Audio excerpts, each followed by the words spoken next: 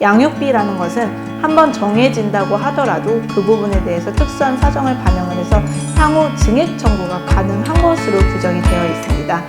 안녕하세요. 전선희 변호사입니다. 한 아이를 성인이 될 때까지 양육하고 케어하는 데는 수없이 많은 노력과 비용이 들어가게 됩니다. 특히 이혼 후에 어느 한쪽에서 홀로 아이를 양육하게 되는 경우는 더욱 어려움이 클 수 있습니다. 양육은 현실적인 문제이기 때문입니다. 일단 이혼을 하게 되는 경우 이제 한쪽에서 친권과 양육권을 행사하는 것이 통상 정해지고 다른 한쪽에서는 반대로 양육비 지급 의무가 발생을 하게 됩니다. 그렇다면 그 양육비의 기준은 무엇이 되는 것일까요? 가정법원에서는 통상적인 물가 수준 그리고 부모의 그런 소득 수준을 고려를 해서 매년 표준 양육비 산정 기준표라는 일종의 그런 기준이 되는 그런 권고를 하고 있습니다. 그 표준 양육비 산정 기준표 상으로는 한쪽에는 자녀의 나이가 그 기준이 되고요.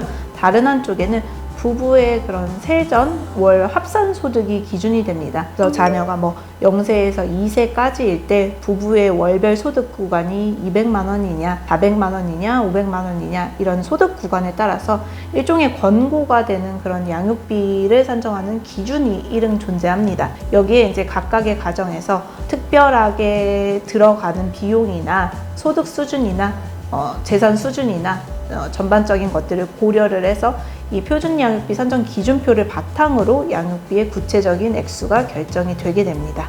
이런 표준 양육비 산정 기준표에 따른 일종의 권고 금액이 있지만 각각의 케이스에서 이혼에 대한 조정이나 협의 이혼을 하다 보면 이런 권고적인 부분보다도 굉장히 현실적으로 적은 양육비에 대해서 협의를 하게 되는 경우가 많이 있습니다. 일단 일은 이혼이라는 절차를 빨리 끝마쳐야 하는 것이 주된 동기가 되고 있는데요. 이러한 경우에 민법 837조에 보면 양육비라는 것은 한번 정해진다고 하더라도 그 부분에 대해서 특수한 사정을 반영을 해서 향후 증액 청구가 가능한 것으로 규정이 되어 있습니다. 특수한 사정 내에서 양육비에 대해서 협의를 했는데 그 이후에 교육이라든지 아니면 아이의 건강 상태라든지 해서 많은 그런 지출이 이어지게 되는 경우 증액 신청을 할 수 있게 되고요. 반면 어떤 상황이 변경이 된다 하면은 감액 청구 부분도 가능합니다.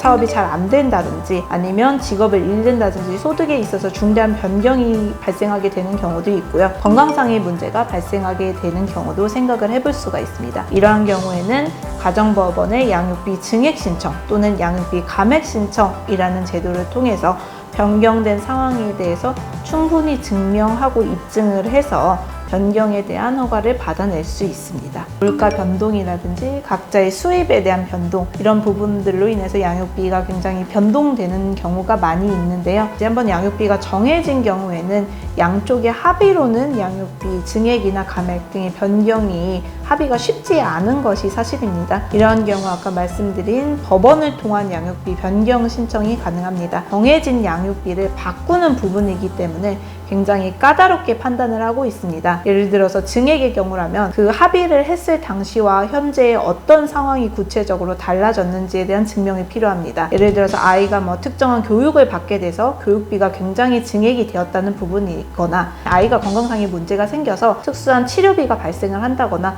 이런 구체적인 상황과 그리고 그 상황에 맞는 증빙 자료를 갖추고 변경 신청을 하는 것이 중요합니다. 단순히 사정이 어려워져서 아니면 상황이 변동되어서 이런 양육비 증액이 필요하다라는 감정적인 호소만으로는 양육비 변경 결정을 받기까지가 굉장히 까다롭습니다. 소득이 변화돼서 이렇게 증액이나 감액이 이루어져야 하는 경우에는 전반적인 자산에 대해서 세금을 납부했던 내역이라든가 부동산 등기부에 관한 내역이라든가 양쪽의 소득 수준에 대한 부분이라든가 이런 객관적인 증빙 내역 역시도 함께 이루어져야 합니다. 가정법원에서는 양육이라든지 아니면 면접 교섭이라든지 아이들의 문제와 관련된 결정을 할 때 가장 중점적인 판단 기준으로 삼고 있는 것이 바로 자녀의 복리입니다. 그래서 양육비 변경 신청에 있어서도 가장 기준이 되는 것은 이러한 결정을 통해서 법원이 자녀의 복리를 침해하지 않는 것을 가장 우선적인 판단 기준으로 삼고 있습니다. 한번 합의가 된 만큼 법원이 굉장히 보수적으로 그리고 깐깐하게 판단을 하기 때문에 가사 전문 변호사를 통한 철저한 준비를 통해서 신청과 증빙이 이루어지는 것이 굉장히 중요합니다.